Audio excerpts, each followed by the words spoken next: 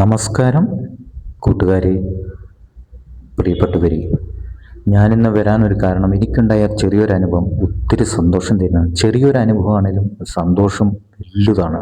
കാരണം ഇന്ത്യൻ പട്ടാളക്കാർ 2 പേര് എൻ്റെ അടുത്ത് വരികയും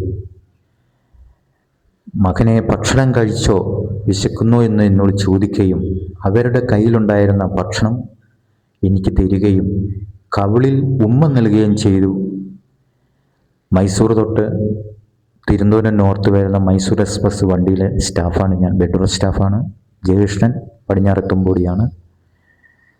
ഇന്നലെ ഈ ബ്ലോഗ് ചെയ്യണമെന്ന് എനിക്ക് തോന്നി. ഒരു ചെറിയൊരു ബ്ലോഗ് നിങ്ങൾ മുന്നിൽ വന്ന് പങ്കുവയ്ക്കണം, ഈ ഒരു അനുഭവം പങ്കുവയ്ക്കണമെന്ന് തോന്നി.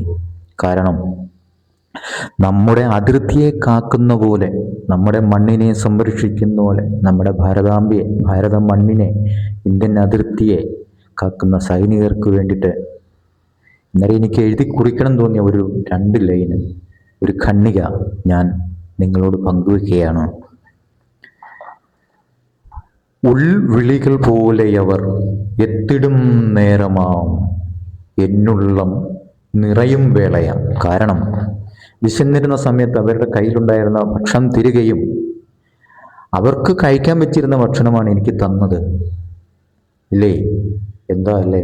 ഇന്ത്യൻ പട്ടാളക്കാരെന്ന് പറഞ്ഞാൽ നമുക്ക് അഭിമാനിക്കാം. നമ്മുടെ മണ്ണിനെ സംരക്ഷിക്കുന്ന പോലെ, നമ്മളെ ഇന്ത്യയെ സംരക്ഷിക്കുന്ന പോലെ, നമ്മുടെ ഭാരതാംബയെ കാക്കുന്ന പോലെ ഓരോ ഇന്ത്യൻ പട്ടാളക്കാരുടെ മനസ്സിലും നമ്മുടെ സ്ഥാനം വലുതാണ്. അവർ നമുക്ക് വേണ്ടി ജീവൻ ത്യജിച്ചും അതിർത്തി കാത്തും, മഴയായാലും വെയിലായാലും മഞ്ഞായാലും എന്തായാലും അതെല്ലാം നിസ്സാരമായി കരുതി നമ്മുടെ നാടിന് വേണ്ടി എത്രയോ പേര് ബലിയർപ്പിക്കുന്നു. എത്ര ജവാന്മാരും ധീര ജവാന്മാരല്ലേ? ഒത്തിരി സന്തോഷമുണ്ട്. കാരണം ഇത് പറയാൻ ഒത്തിരി സന്തോഷത്തോടെയാണ് ഞാൻ പറയുന്നത്. കാരണം എനിക്ക് വിശന്നിരുന്ന സമയമായിരുന്നത്. ഞാൻ വിശന്നിരുന്നിട്ട് കുറച്ച് സലാഡ് ആക്കി കഴിച്ചു. ആ കഴിക്കുന്ന സമയത്താണ് ഇവർ കാണുന്നത്. മകനെ, എന്താണ് നീ രാത്രി സലാഡാണോ കഴിക്കുന്നത്? ഞങ്ങൾ ഭക്ഷണം തരാം, ഞങ്ങളുടെ കയ്യിലുണ്ട്, മകന് ഭക്ഷണം തരാമെന്ന് പറഞ്ഞ് 2 ഇന്ത്യൻ പട്ടാളക്കാർ എനിക്ക് ഭക്ഷണം തരികയും അവർ ആലപ്പുഴയാണ് അവരിറങ്ങിയ 2 പേര്. ഒത്തിരി സന്തോഷമുണ്ട്.